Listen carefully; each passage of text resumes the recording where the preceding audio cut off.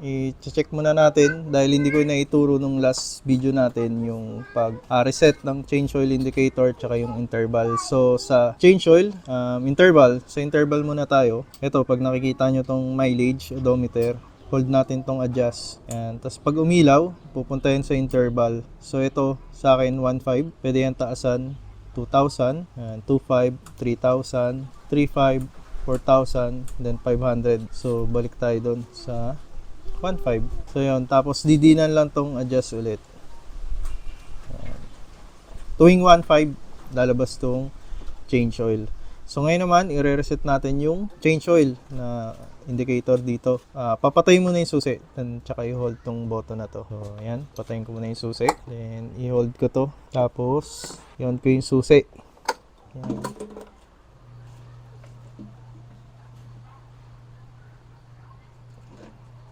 Yan, nag-blink na yung change oil, then oil change, wala na siya.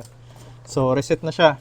Ibig sabihin, 45783, magdadagdag siya ng 1.5, then lalabas na ulit yung change oil indicator. So, paandarin na natin ang unit.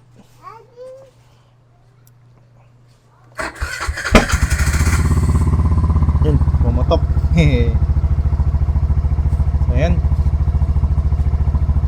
Check ko na lang yung oil level niya after mga 5 minutes.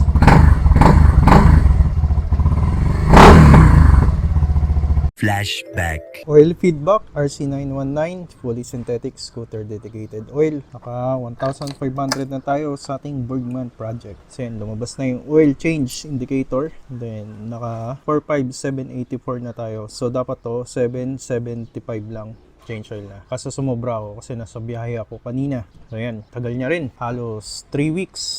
Halos isang buwan. So, check natin kung ano na yung quality ng oil na to. Nagbawas ba? And then, kung gaano pa rin siya kaayos. Dun sa SkyDrive Sport natin, okay siya eh. Pero sa Bergman, ngayon pa lang natin malalaman.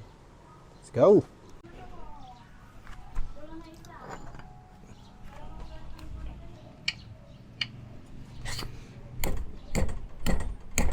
Oh no! Oh no, putik. Wala, nabilog. So, kagagaling ko lang sa biyahe. So, medyo mainit pa to. Yan, testingin natin. Matatanggal siya. Putik, sobrang higpit.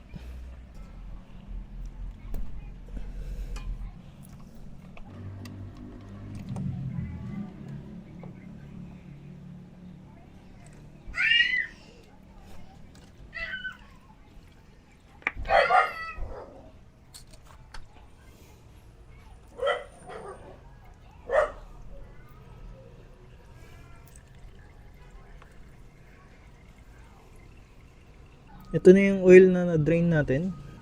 Maitim na siya. Pero kung titignan nyo yung natapon, medyo malinaw pa, no? Medyo clear pa. Kung madami naman, kung onti lang yung nabawas, partida, mainit tong makina na to kasi alam ko lean mixture. Ayan. Malinaw pa rin siya. So patuloy pa rin natin gagamitin to. Hindi muna tayo magpapalit. Niisip ko kanina kung magpapalit ako ng Motul kasi yun yung may magandang feedback at meron din yung supplier ko. Tinanggal ko nga pala to. Dipstick kanina. Hindi may iwasang may matapong kasi yung pwesto na itong drain plug andito sa may center stand. Tapos ito, problema ko. Ayan o, nagano siya. Medyo sumablay yung pagluwag ko kanina. Gagana pa naman, pero dapat to ay isipin ko na kung paano papalitan next change oil natin. Na puwersa ko eh. Pero mukhang dati may puwersa na to eh, no? Ito mukhang dati na to eh. Yung kung nakikita sa camera. Ayan, mukhang dati na. Ito bago, yun sa akin. Ito, ayan o, mukhang dati na to mga to. Hindi ko napansin nung huli kong change oil. Ayan. Papatuluin ko muna and then kunin ko yung strainer, lilinisan ko. So ayan, wala nang natulo. Nakuha ko na rin yung strainer. Wala naman ako nakitang visible na dumi. Kawawa na nga lang yung strainer, pipina. Dapat siguro palitan na rin natin to. Susunod na change oil, palitan natin. Pati to, daan tayo sa Suzuki. Tanong natin kung meron. So ito na, linis na natin gamit yung CVT cleaner. Ayan. Diba? So, babalik ko na siya.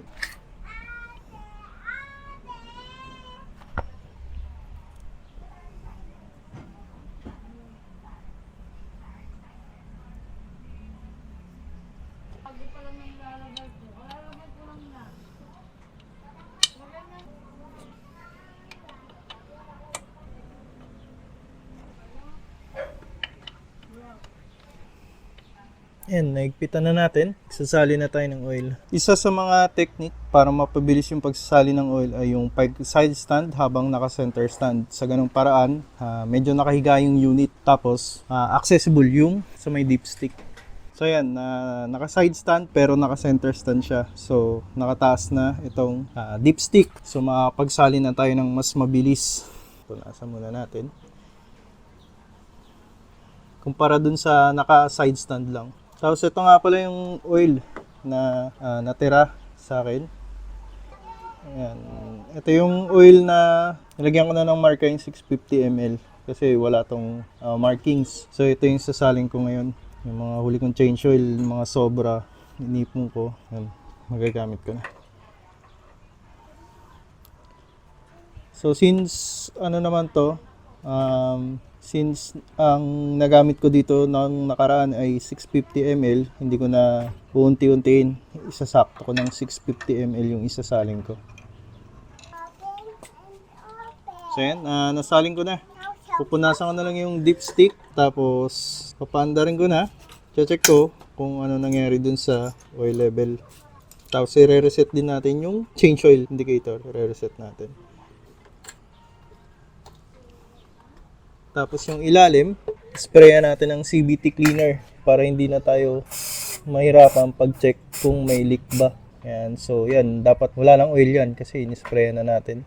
A few moments later. Ito yung nakuha nating oil, hindi yung may sunog, and then also malabnaw pa para sa akin. Maitim nga lang, then marami pa rin para sa 650 ml. Actually may na-change sila kung Mio I 125, mas konti pa dito yung na-drain na oil. So para sa akin okay yung RC 919 para sa ating Bergman. Ito kay tsura ng drain plug natin sa ilalim, kaso medyo mas mababaw siya. Ang GY6 to. Check na natin yung oil level. Medyo mainit naman na siya.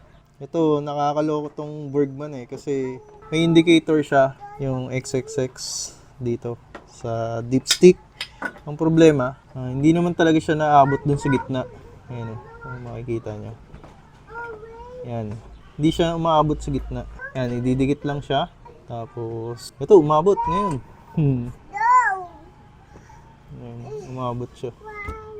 Siguro dahil bago pa. Parang 700 ml, no? Pero usually yan, hanggang dito lang yun, no? Hanggang dito, bago magitna.